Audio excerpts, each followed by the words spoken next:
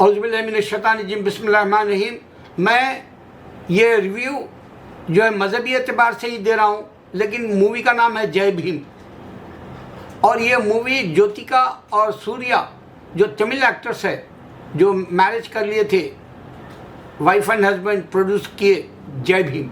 और मैं उनको सलूट करता हूँ, इस वास्ते सलूट करता हूँ कि हिंदुस्तान की सबसे गंदी जो सियासत है उसको लोगों ने फिल्म के अंदर आसान तरीके से उजागर किया और उसमें जुल्म और सितम बताया पुलिस का और वहाँ के लीडरों का। इससे अच्छी फिल्म मैं नहीं समझता कि हिंदुस्तान में कोई दिल बड़ा करके बनाया हो। मैं इस फिल्म को 5 स्टार जो देते हैं, मैं उसको डबल दूंगा। मेरी ज़िंदगी का तजुर्बा है 60 सालों में कि हिंदुस्तान की गंदी सियासत ने हिंदू को मज़हब नहीं दिया।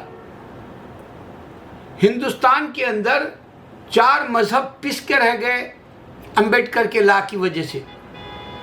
अंबेडकर का लॉ वर्ष था इंडिया के अंदर। यहाँ सरदार मर गया, यहाँ पर हमारा मुसलमान गोरे का कफन होगा, पता नहीं क्या कहते हैं, बेगोरे कफन कहते हैं, तो वो हो गया। और दलित को ये लोगों ने गुलाम से भी बदतर जानवर के तरह ट्रीट किया। और क्रिश्चियन पैसा देकर भी जो है हिंदुस्तान के अंदर हिंदुत्व ख़त्म नहीं कर सका, हिंदुइज्म नहीं ख़त्म कर सका, क्रिश्चियन पैसा देने के बावजूद। तो यहाँ का अंबेडकर का लॉ कुछ नहीं है। आप देखो, ये फिल्म है जय भीम, सूर्या की बेहतरीन एक्टिंग की। सूर्या बड़ा मशहूर है तमिल में और तेलुगु में भी, क्योंकि मैं दूसरे कर्नाटका में नहीं समझता या मलयालम में नहीं समझता, क्योंकि मलयालम में मोहनलाल और मम्मूटी और जुल्फ़िकार सलमान जैसे लोग इसको उतना वैल्यू नहीं जैसा रखे।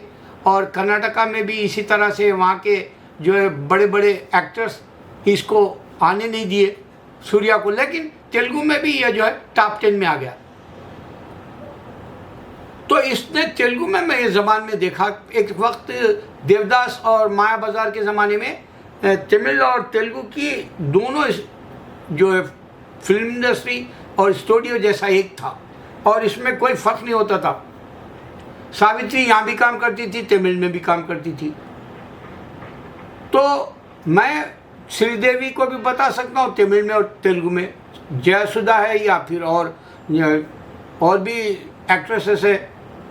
तो मैं यहाँ बताना क्या चाह रहा हूँ, हकीकत कमल हसन भी तेलुगु और तमिल में मशहूर रहा। तो ये तेलुगु में मैंने देखा, ये कई ज़बानों में बनाई इसने, सूर्या ने ये फिल्म, और प्रोड्यूस भी इसी ने किया इसकी बीवी के साथ, क्योंकि वो लोग मैरिज कर लिए थे। ज्योतिका और सूर्या दोनों हीरोइन है, वो ज्योतिका और हीरो ये मशहूर है। एक ज्योतिका मेरे ख्याल से प्रियदर्शन हिंदी में भी एक मूवी बनाया था लेके उसको। तो इतनी प्यारी सब्जेक्ट की फिल्म है। आप सोचो 50 साल हो गए, 1992 की स्टोरी है, रियल स्टोरी है ये।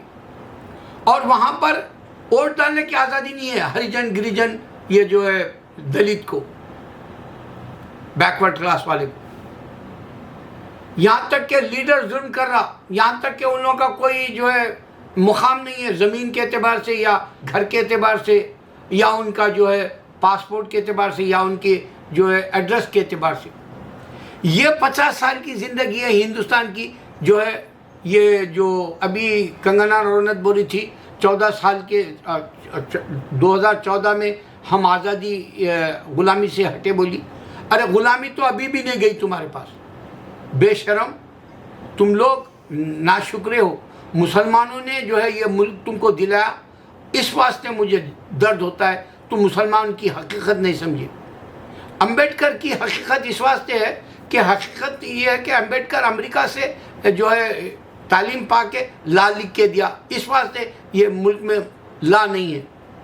यहाँ पुलिस का जो तशद्दुद है, यहाँ पर लीडर का तशद्दुद है, और वो ख़त्म नहीं होगा। इस वास्ते कि अल्लाह बता रहा कि इंसान झूठा है और क़यामत से पहले झूठे ही राज करेंगे और क़यामत से पहले ही नंगे नाचने वाले जो है लीडर बनेंगे।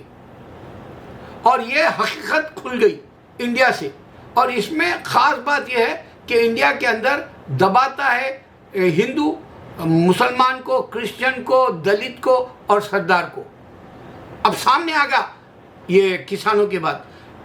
अमेरिका के अंदर भी लॉ है क्रिश्चियनों का, लेकिन बाइबल काम नहीं करती, लॉ नहीं काम करता। यहाँ ब्लैक और वाइट का मसला है, यहाँ जो है एबॉर्शंस का मसला है, यहाँ गे लोगों का मसला है, यहाँ पर जो है आप देखेंगे ड्रग्स का, और जो है यहाँ पर मेरे ख्याल से खतलो गारतगिरी का, ये सब मसला जैसे का वैसा है।